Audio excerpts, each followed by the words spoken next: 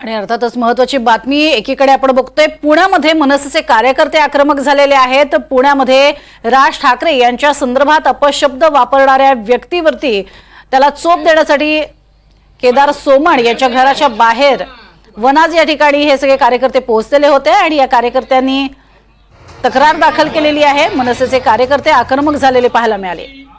त्यानंतर पोलिसांनी ताब्यात घेतलेला आहे केदार सोमण यांना। तर दुसरीकडे भाईंदरमध्ये मनसे विरोधात व्यापारी आक्रमक झालेले आहेत आणि भाईंदरमध्ये जोरदार असं व्यापाऱ्यांचं हे आंदोलन सुरू झालेलं आपल्याला पाहायला मिळते।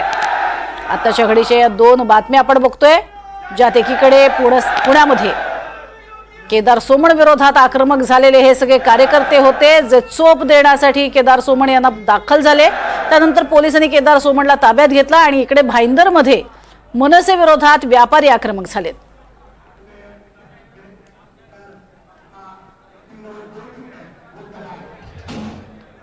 तर व्यापाऱ्यांचं एक प्रकारे हे आंदोलन सुरू झालेलं आहे आणि मनसेची ज्या पद्धतीने हिंदी संदर्भात जे वक्तव्य केली जात आहेत त्यावरून जोरदार अशा पद्धतीने आणि आक्रमक होत व्यापाराला दिलेल्या चोपानंतर हे सगळे आक्रमक झालेले व्यापारी पाहायला मिळत आहेत।